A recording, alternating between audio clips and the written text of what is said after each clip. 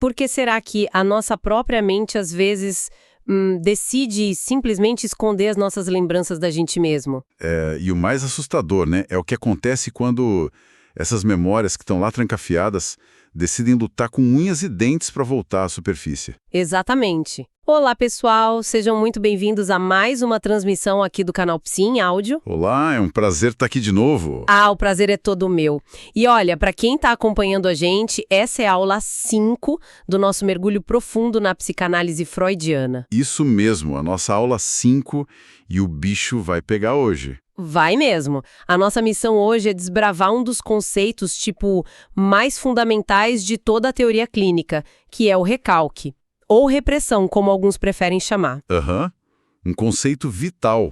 A ideia dessa nossa análise de hoje é entender exatamente onde fica aquela linha muito, muito fina que separa uma defesa mental que é comum e saudável. Sim, a defesa normal. Isso, separar isso do momento em que essa defesa entra em colapso total e se torna uma coisa patológica. E a chave para desvendar esse mistério é entender que esse colapso não acontece no vácuo, sabe? Não cai do céu. Nem um pouco.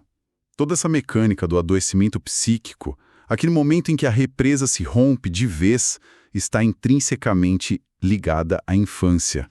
E também à forma muito particular, muito específica como a sexualidade humana se desenvolve. Nossa, sim. Isso é o cerne da coisa. O que a gente vai fazer aqui é traçar o caminho exato dessa energia psíquica. Desde o momento em que ela surge, passando por como a mente tenta bloquear isso. Até o instante em que ela retorna, né? Exato. Retorna na forma de sintomas que estruturam aquelas grandes patologias clínicas que a gente estuda. Perfeito. Mas, antes da gente começar a destrinchar toda essa mecânica, eu tenho um aviso muito importante. E uma novidade excelente para quem acompanha o nosso conteúdo. Ah, manda lá. Essa novidade é muito boa. Sim, eu tô super animada. Gente, agora o canal Psi em áudio tem um clube exclusivo. É o Clube Psi. Finalmente, né? Pois é. Lá na área de membros do canal no YouTube, a gente está disponibilizando cursos completos de aprofundamento na área de psicologia. É um material, riquíssimo. Muito rico mesmo. Desenhado especificamente para quem quer ir além, sabe? Na jornada acadêmica, na construção do pensamento clínico. Exatamente. E esses cursos são exclusivos para quem faz parte do clube. Então, para ter acesso a esse volume alto de conteúdo por um preço muito, muito baixo, é só clicar naquele botão Seja Membro na página do canal. Olha, é um recurso indispensável para quem está estruturando a escuta clínica. Para quem quer dominar a teoria de uma forma sólida, não só ficar decorando o conceito, mas compreendendo a lógica por trás de tudo. Eu estou bem orgulhoso desse projeto. Eu também. Então, recado dado. Cliquem em Seja Membro. Mas agora, vamos ao que interessa. Vamos lá. Quando a gente lê os textos que embasam essa nossa aula, tem uma coisa que me chama muito a atenção logo de cara. O que seria? É que a defesa por si só não é a vilã da história, né? Ah, de jeito nenhum. A mente humana parece ter um princípio de funcionamento que é muito básico, que é tentar manter o nível de tensão o mais baixo possível. Exato. O princípio do prazer e desprazer. Isso. Então, desviar a energia de algo que causa desprazer é, na verdade, um sinal de que você está saudável. Eu gosto de pensar nessa defesa normal com um exemplo bem prático. Manda o exemplo. Pensa que você está dirigindo o seu carro, de boa, ouvindo rádio. Aí, de repente, começa a tocar aquela música super específica. Aquela música. Aquela que lembra um término de relacionamento recente, super doloroso. O que a pessoa faz? Ela simplesmente muda de estação. Claro, ninguém é obrigado a ficar sofrendo à toa. Exato. O aparelho psíquico evitou um desprazer momentâneo ali. Ninguém adoece, ninguém cria uma neurose só por mudar a estação do rádio. Com certeza não. E o mecanismo é exatamente esse. Existe uma tendência inerente ao aparelho psíquico de direcionar a energia para evitar acúmulo de tensão. Se o sujeito se depara com uma ideia ou uma lembrança que lá no passado esteve ligada a um sofrimento, mas que hoje, veja bem hoje, não tem mais a força de gerar um sofrimento novo, a defesa atua de boa. de forma totalmente inócua, né? Inócua. A mente afasta aquilo, a atenção é desviada para outra coisa e a vida segue, sem nenhuma consequência estrutural. A mudança de estação funciona perfeitamente. Tá, beleza. Mas então, o que quebra esse rádio? Porque o recalque não é só mudar de estação, tem algo mais pesado aí. Tem. O ponto de ruptura. A coisa fica séria quando lidar com a lembrança não é só reviver um eco fraquinho do passado. É enfrentar a criação de um desprazer avassalador, sabe? No presente. Uma dor enorme agora. Sim. A tendência à defesa só se torna nociva. Ela só ganha esse status de recalque quando ela se volta contra representações que têm o poder de inundar a mente. E não dá mesmo. Inundar com uma dor intolerável hoje. A mente não consegue simplesmente mudar de estação porque, nessa analogia, a música estaria tocando em todas as frequências e no volume máximo. Nossa, entendi. E a melhor forma de entender como uma lembrança ganha toda essa força nuclear é olhar para o conceito de falha de tradução. Ah, falha de tradução. Deixa eu ver se eu consigo visualizar isso para quem está ouvindo a gente. Manda ver. Essa ideia me parece com... Sabe quando você tenta rodar um aplicativo super pesado e moderno, tipo de 2024, num computador bem antigo? Tipo um computador com Windows 95? Exatamente, um Windows 95 da vida. O sistema operacional antigo simplesmente não tem a linguagem para ler aquele código novo. Ele entra em curto-circuito. Dá aquela tela azul famosa. É isso que acontece na mente com as memórias. Olha, essa analogia capta perfeitamente a essência do processo. É bem por aí. A nossa mente passa por diferentes fases de desenvolvimento cronológico e também cognitivo. As fases infantis e tudo mais. Isso. O registro das memórias, as impressões que a gente tem do mundo, elas precisam ser periodicamente traduzidas e reescritas para a linguagem da nova fase de desenvolvimento que a gente atinge. Tipo um upgrade de sistema. Um upgrade. E o recalque, na verdade, é a falha catastrófica dessa tradução. A tela azul. A tela azul. O recalque ocorre quando um traço de memória, algo que foi registrado lá numa fase arcaica da infância, não consegue de jeito nenhum ser traduzido para a compreensão da fase atual. Peraí, e por que não consegue? Porque se essa tradução fosse forçada, ela causaria um nível de desprazer tão gigantesco que o aparelho psíquico ia entrar em colapso, ia bugar tudo. Nossa. Então, para evitar essa tela azul fatal, a mente bloqueia o processo. Ela esconde a lembrança original. O conteúdo fica retido lá no passado. Numa linguagem antiga, né? Numa linguagem antiga e totalmente inacessível para a consciência atual do indivíduo. Fica arquivado numa pasta oculta. Entendi. E é aqui que a gente chega naquele ponto onde quem estuda psicanálise pela primeira vez costuma dar aquela torcida de nariz, sabe? Ah, eu já sei até o que você vai perguntar. É a dúvida clássica.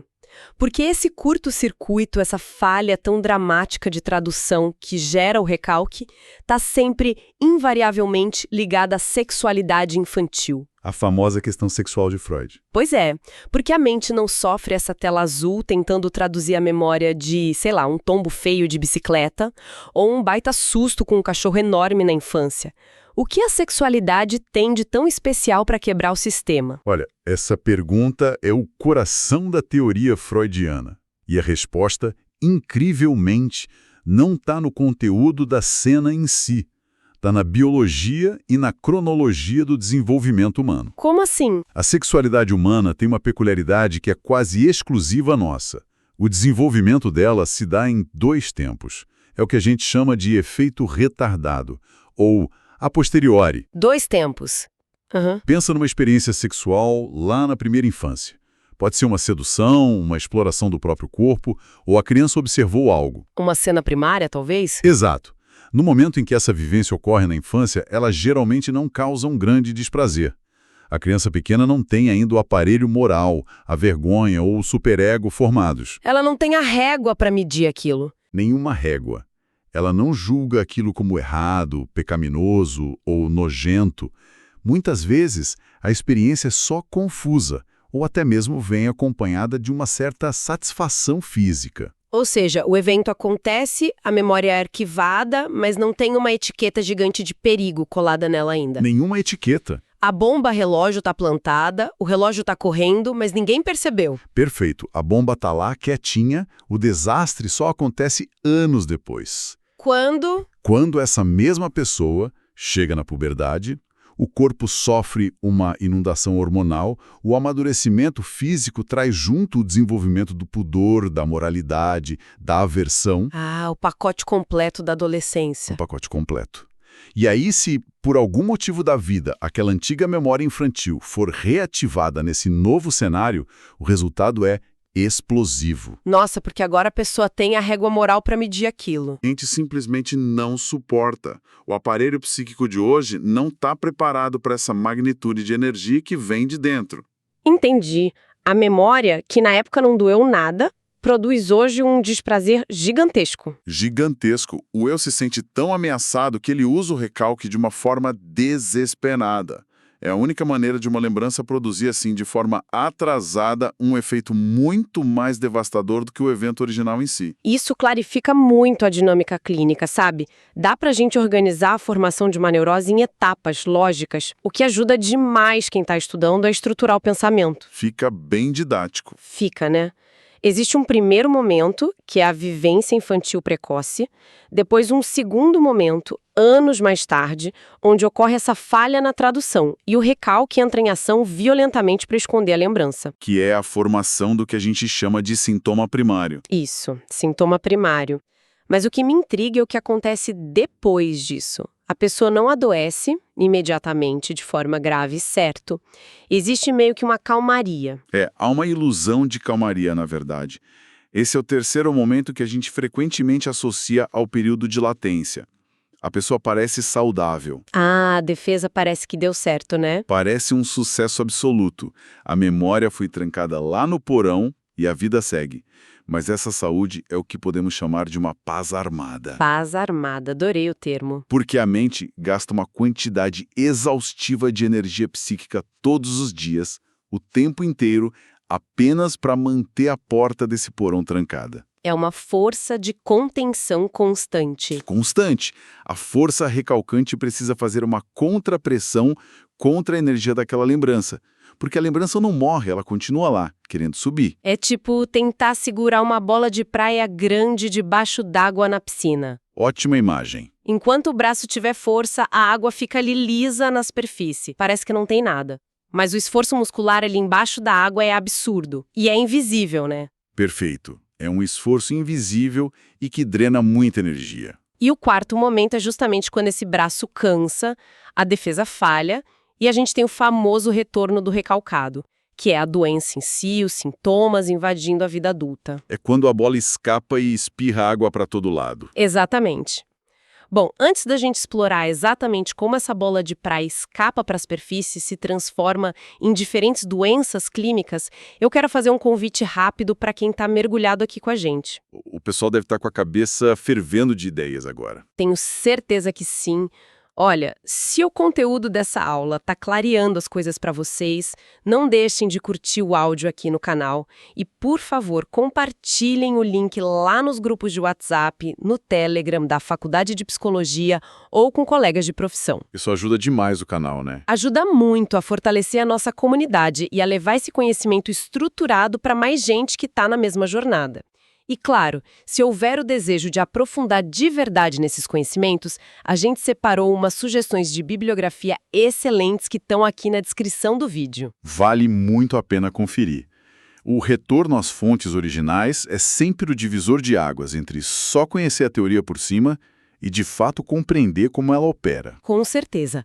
Ler os textos é fundamental. Mas agora vamos voltar lá e destrancar essa porta do porão? Vamos lá. Nós estabelecemos que a mente usou o recalque para esconder aquela lembrança insuportável. Se a porta está trancada pela censura consciente, como é que o material recalcado consegue voltar?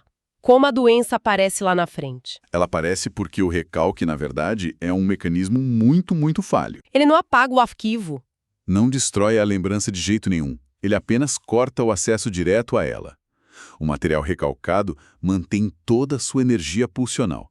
E essa energia, por natureza, exige uma descarga. Ela precisa sair. Sim.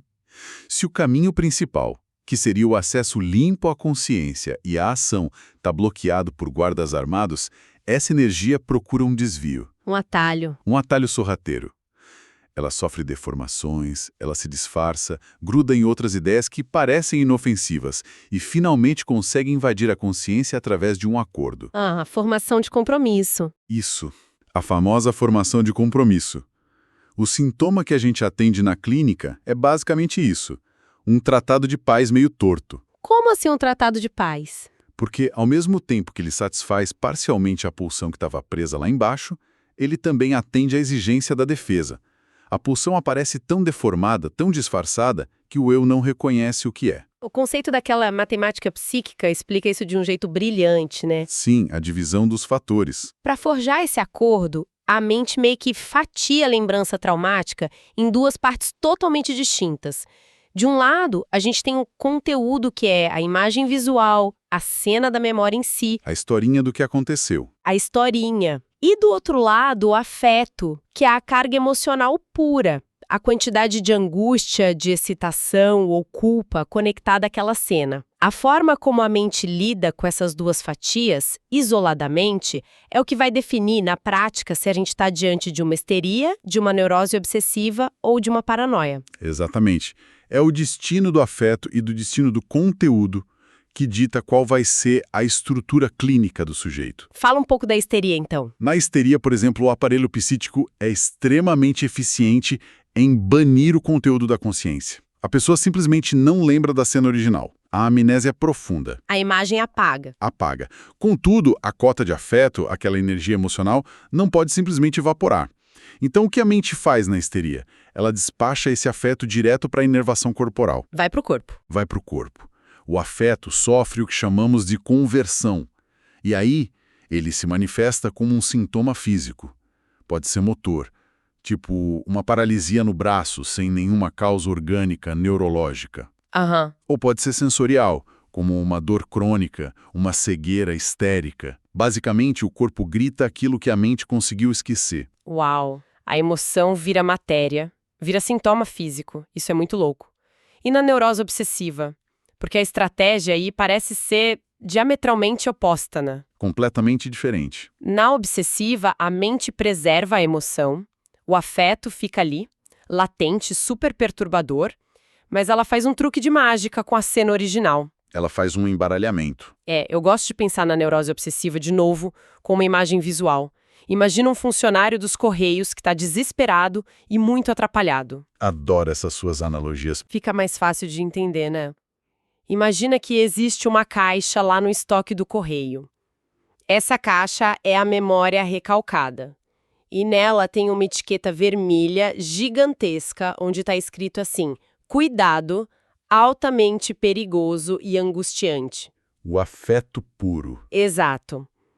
O funcionário entra em pânico, ele arranca essa etiqueta apavorante da caixa original e esconde a caixa.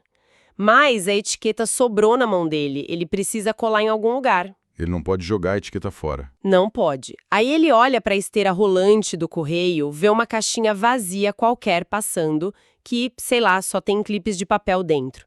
E ele vai lá e cola a etiqueta de perigo extremo na caixa de clipes. Fazendo o falso nexo. Isso.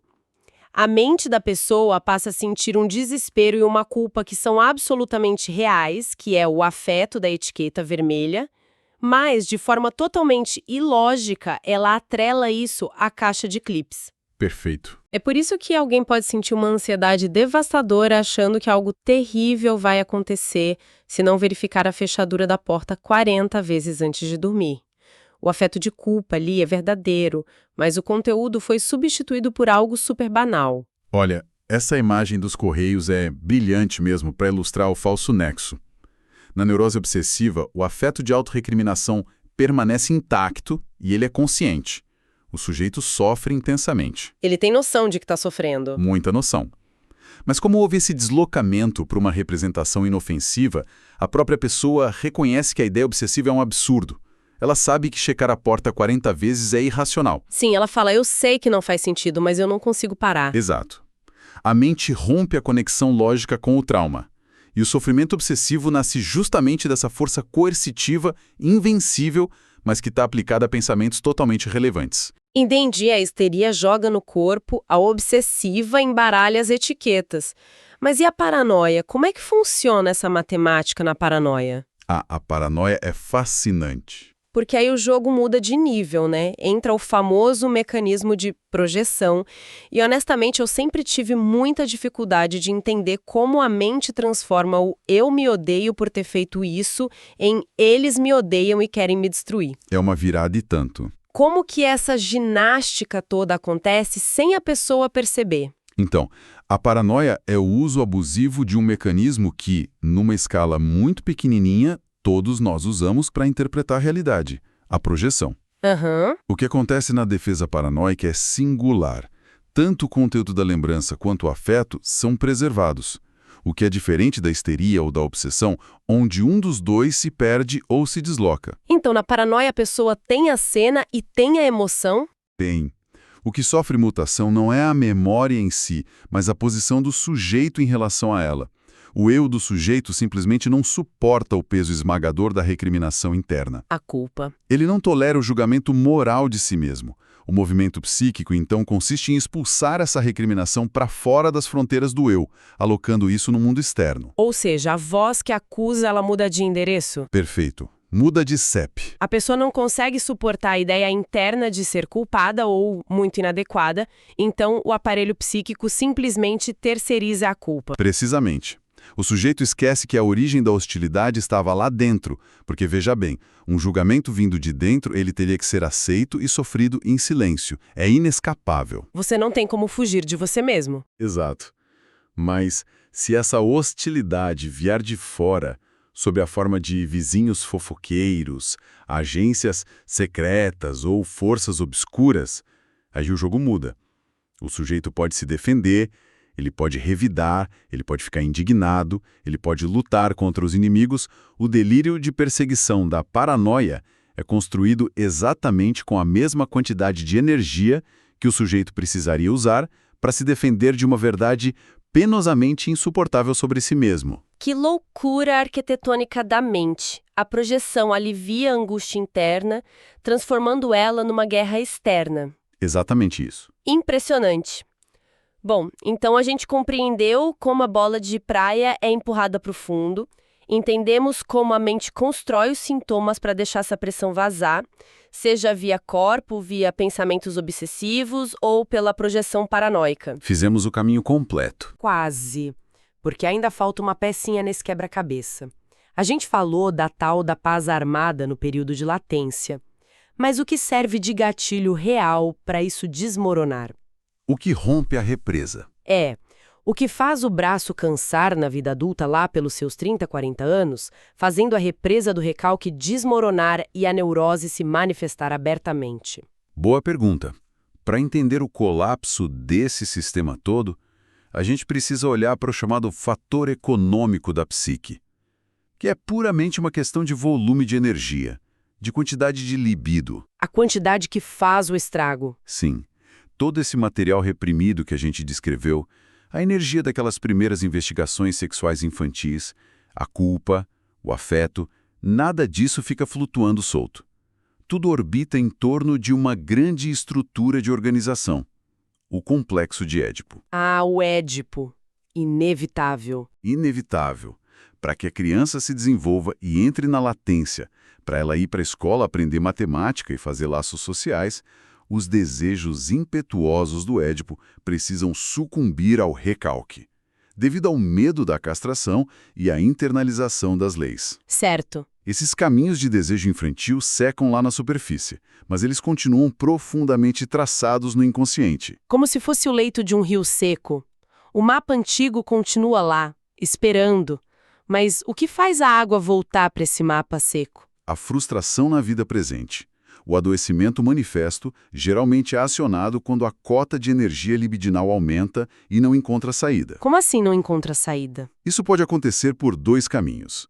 O primeiro é um aumento biológico massivo da libido, como o que vemos na puberdade, onde a quantidade de energia simplesmente sobrepuja a defesa. O muro não aguenta. E o segundo caminho? O segundo, que é muito comum na vida adulta, é o impedimento real. O sujeito, sofre uma grande frustração externa.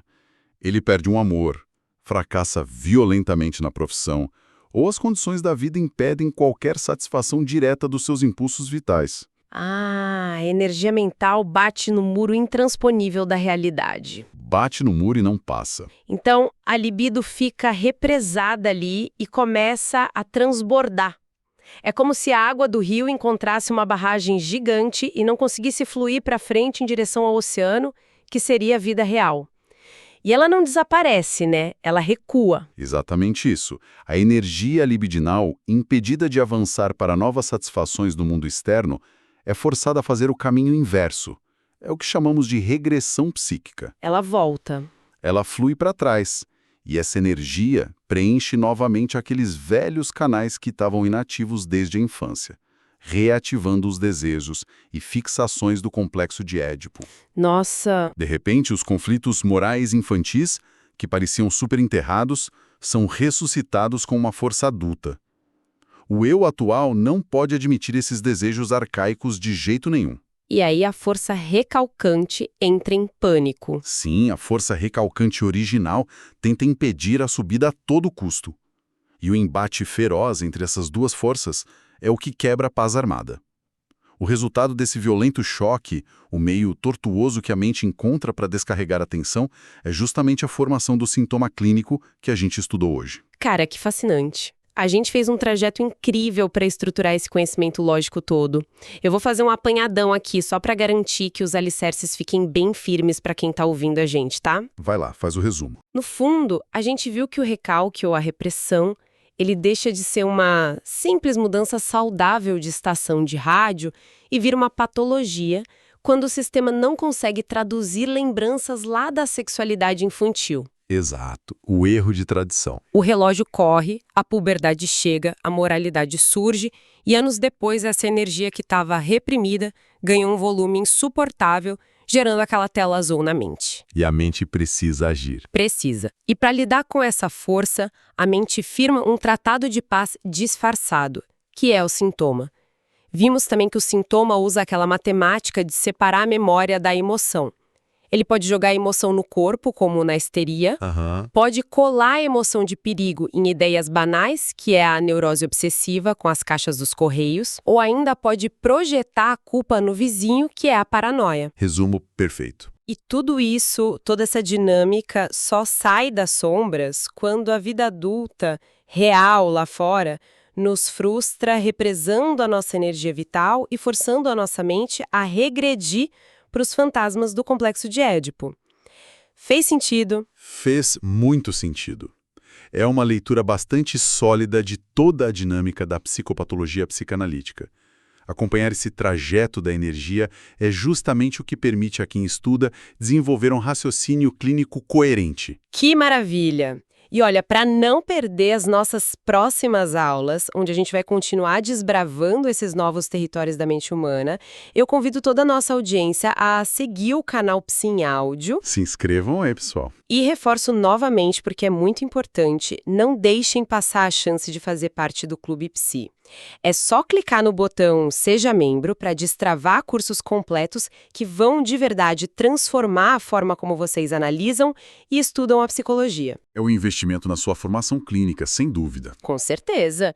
Bom, e para encerrar a nossa transmissão de hoje... Antes da gente se despedir, eu gostaria de deixar um pensamento final. Só para continuar ecoando na cabeça de todo mundo após o encerramento dessa nossa análise. Opa, adoro essas provocações no final, manda. Nós dedicamos todo esse nosso tempo hoje para desvendar como os sintomas incapacitantes de neuroses graves são, lá na sua essência, velhas memórias infantis não traduzidas que estão lutando desesperadamente para serem descarregadas. Sim. Mas, se a gente ampliar a lente um pouquinho... O que acontece? Quantas das nossas escolhas cotidianas, que a gente considera absolutamente normais, quantos dos nossos padrões repetitivos nos nossos relacionamentos, ou aquelas pequenas manias diárias das quais a gente até se orgulha, ou até mesmo as nossas grandes vocações profissionais. Quantas dessas coisas não seriam também apenas silenciosos, invisíveis e extremamente bem-sucedidos, sintomas de um passado infantil que a gente passou a vida inteira tentando contornar? Uau! É uma reflexão inquietante e super necessária. Fica aí a pulga atrás da orelha para todo mundo. Muito obrigada pela companhia de todos vocês que nos ouviram até aqui. Muito obrigada pela aula de hoje e até a nossa próxima análise, pessoal. Um abraço, até a próxima.